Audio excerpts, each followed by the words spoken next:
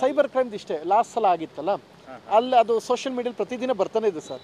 ಈಗೇನು ಗೊತ್ತಾ, ನಿಮ್ಗೆ ನೇರವಾಗಿ ಹೇಳ್ತೀನಿ ಕೇಳಿ, ಅಲ್ಲಿ ಒಂದು ಸ್ಪಷ್ಟವಾಗಿ ಹೇಳ್ತೀನಿ ಕೇಳಿ, ಎಷ್ಟೋ ಜನ ಅರ್ಥನೇ ಮಾಡ್ಕೊಳ್ಳ ಸರ್.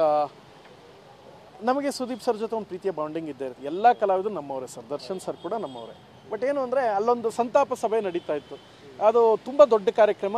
ಆ ಪ್ರೋಗ್ರಾಮಲ್ಲಿ ಎಲ್ಲರೂ ಒಂದು ಮನವಿ, ತಾಯಿ ಎಲ್ರಿಗೂ ತಾಯಿನೇ, ಸುದೀಪ್ ಸರ್ ಅವ್ರ ತಾಯಿ ಕೂಡ ನಮಗೆ ತಾಯಿ ಇದ್ದಂಗೆ, ನೀವೆಲ್ಲರೂ ಒಪ್ಕೊಳ್ಳೋದಾದ್ರೆ ಇವತ್ತು ಅವ್ರು ತೀರ್ಕೊಂಡಿದ್ದಾರೆ, ಆ ಸಾವು ಮುಗಿಸಿ ಇಲ್ಲಿ ಬಂದಿದ್ದೀನಿ, ಒಂದು ನಿಮಿಷ ಸಂತಾಪ ಹೇಳ್ಬೋದಾ ಅಂದೆ. ಅಲ್ಲಿ ಎದ್ದು ನಿಂತ್ಕೊಂಡು ಸಂತಾಪ, ಮಿನಿಸ್ಟ್ರು MLA ಎಲ್ಲ ಇದ್ದರು, ಒಂದು 20,000 ಜನ ಕ್ರೌಡ್ ಇದ್ದರು. ನಾನು ಕೇಳ್ಕೊಂಡ ತಕ್ಷಣ ಮಿನಿಸ್ಟ್ರು MLA ಎಲ್ಲರೂ ನಿಂತ್ಕೊಂಡು ಗೌರವ ತೋರಿಸ್ತಾಯಿದ್ರು. ತಕ್ಷಣ ಯಾರು ಸತ್ರ ನಮಗೇನು ಜೈ ಡಿ ಹಿಂಗೆ ಕೂಗೋಕ್ಕೆ ಶುರು ಮಾಡಿದ್ರು. ಆ ವಿಡಿಯೋ ಕೂಡ ಇತ್ತು, ನಾನು ಹಾಕಿದ್ದೆ. ಅದೆಲ್ಲ ಇಂಪ್ಯಾಕ್ಟ್. ಮೊನ್ನೆ ಬಿಡಿ, ಇದೇನಾಗುತ್ತೆ ಇನ್ಯಾವುದೋ ರೂಪ ತೊಳತ್ತೆ. ಎಲ್ರಿಗೂ ಒಂದೇ ಮಾತು ಹೇಳೋದು ಸರ್, ಪಾಪ ನಾನೊಂದು ಪ್ರಾಮಾಣಿಕವಾಗಿ ಹೇಳ್ತೀನಿ ಸರ್, ಅವರು ಪಾಪ ದರ್ಶನ್ ಸರ್, ನಾನು ಯಾರು ವಿರುದ್ಧನೂ ಕೊಟ್ಟಿಲ್ಲ ಸರ್. ಏನಾಗಿದೆ ವಿಡಿಯೋ ನೋಡಿ ಅವ್ರು ಡಿಸೈಡ್ ಮಾಡ್ತಾರೆ ಸರ್. ದೂರು ಅಂತ ಕನ್ಸಿಡರ್ ಮಾಡಬೇಡಿ ಸರ್, ನಾನು ಏನು ಹೇಳಲ್ಲ, ಇಷ್ಟೇ ಹೇಳೋದು.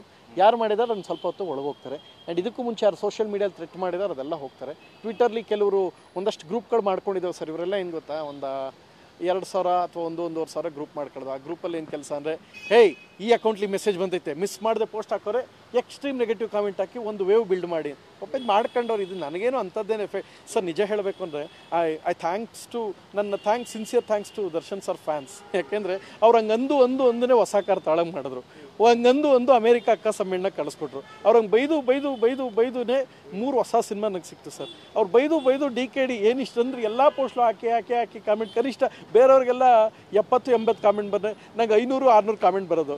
ಸೊ ಹಿಂಗೆ ಹಾಕೋದ್ರಿಂದ ಭಾಳಷ್ಟು ಕಡೆ ಸಾಫ್ಟ್ ಕಾರ್ನರು ಬಂದೈತೆ ಸರಿ. ಅವ್ರು ಆಡೋ ಒಂಥತಿ ಇವ್ರು ಗೊತ್ತಿಲ್ಲದೆ ಒಂದಷ್ಟು ಒಳ್ಳೇದು ಮಾಡ್ತಾರೆ. ಅವ್ರಿಗೆ ಸ್ವಲ್ಪ ನಾಲೆಡ್ಜ್ ಕಡಿಮೆ ಸರ್. ವಿದ್ಯೆ, ಜ್ಞಾನ ಎಲ್ಲವೂ ಬೇಕು, ವಿವೇಚನೆ 3 ಇಲ್ಲ.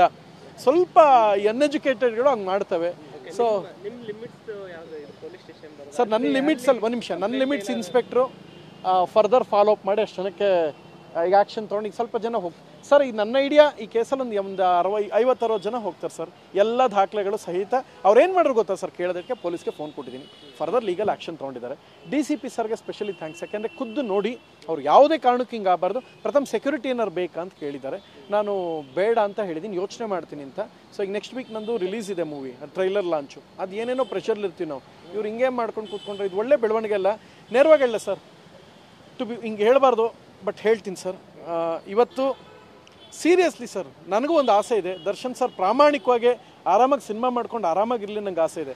ಅವ್ರು ಆರಾಮಾಗಿರೋಕ್ಕೆ ಈ ಅಂಧಾಭಿಮಾನಿಗಳು ಅವ್ರ ಬಿಡಲ್ಲ ಅನ್ನಂಗದೆ ಸರ್. ನಂಗೆ ಏನೋ ಅನಿಸ್ತಾ ಇದೆ, ಅವ್ರ ಪಾಡಿಗೆ ಅವ್ರು ಇರೋಕ್ಕೆ ಬಿಡಲ್ಲ. ಇದೆಲ್ಲ ಏನಾಗುತ್ತೆ ಗೊತ್ತಾ, ಕಾನೂನಲ್ಲಿ ರಾಂಗ್ ಇಂಪ್ಯಾಕ್ಟ್ ಬೀಳುತ್ತಪ್ಪ. ಈ ಥರ ಸೋಷಿಯಲ್ ಮೀಡಿಯಲ್ಲಿ ಥ್ರೆಟ್ಟಿಂಗ್ ಮಾಡೋದು ಹೊರಗಡೆ ಹಿಂಗೆ ಆಗ್ತಾ ಇದೆ ಅಂತ ಗೊತ್ತಾರೆ, ಕಾನೂನು ಇನ್ನೂ ಸ್ಟ್ರಾಂಗ್ ಆಗುತ್ತೆ, ಅವ್ರಿಗೆ ಇನ್ನೂ ಸಮಸ್ಯೆ. ನನಗೆ ಅವ್ರ ಆಸೆ ಸರ್, ದೇವರಾಣಿಗೂ ಆಸೆ ಸರ್, ಪಾಪ ಹೆಂಗೋ ಚೆನ್ನಾಗಿರಲಿ ಸರ್ ದರ್ಶನ್ ಸರ್. ಆಗೋಯ್ತು, ಎಲ್ಲೋ ಏನೋ ಗಲಾಟೆ, ಅದೆಲ್ಲ ಪೊಲೀಸ್ ನೋಡ್ಕೋತಾರೆ, ದೇವರು ಭಗವಂತ ನೋಡ್ಕೋತಾನೆ, ಆಗೋಯ್ತು. ಪಾಪ ಇಟ್ಕೊಂಡು ಆರಾಮಾಗಿರ್ತೀನಿ ಅಂದರು. ಈ ಪೆಂಗ್ ಮುಂಡೆ ಬಿಡ್ತಾ ಇಲ್ಲ ಸರ್. ಈ ಪೆಂಗ್ ಮುಂಡೆವೇ ಅವ್ರಿಗೆ ಮಾರ್ಕ್ ಆಯ್ತಾರೆ ಸರ್, ಬೇರೆ ಯಾರೂ ಅಲ್ಲ. ಯಾರೋ ಮಾಧ್ಯಮದವ್ರು ಅವ್ರ ಬಗ್ಗೆ ಹಾಕ್ಬಿಟ್ರು ನ್ಯೂಸು, ಅದೇನು ಮಾರಕ ಆಗಲ್ಲ ಸರ್. ಇನ್ಯಾರೋ ಬೈದ್ಬಿಟ್ರು ದರ್ಶನ್ ಸರ್ಗೆ ಏನೂ ಮಾರಕ ಅಲ್ಲ. ನಿಜವಾಗ್ಲೂ ದರ್ಶನ್ ಸರ್ಗೆ ಮಾರಕ ಅಂತ ಆಗೋದೇನು ಗೊತ್ತಾ, ಒಂದಷ್ಟು ಅಂಧಾಭಿಮಾನಿಗಳಿದ್ದಾವೆ, ಅವ್ರು ಮಾಡೋ ಪೆಕ್ಕರ್ ಕೆಲಸಗಳು. ನಾನು ಈಗಲೂ ಹೇಳೋದೇನು ಗೊತ್ತಾ ಸರ್, ನೀವು ಸಾಧ್ಯವಾರ ಸರ್ ಒಂದು ಸಲ ಇನಿಷಿಯೇಟಿವ್ ತೊಗೊಳ್ಳಿ. ಒಂದು 2,000-2,500 ಗ್ರೂಪ್ ಇದೆಯಂತೆ, ಭಾಳ ಮಾಡ್ಬಾರ್ದು, ಎಲ್ಲರದ್ದು ಲಿಸ್ಟ್ ಆಗೋಗ್ಬಿಟ್ಟವ್ರು ಸರ್. ಬೇಡ ಸರ್, ಇನ್ನು ಸೆನ್ಗೆ ಹೋಗಿದ್ದಾಗಿದೆ.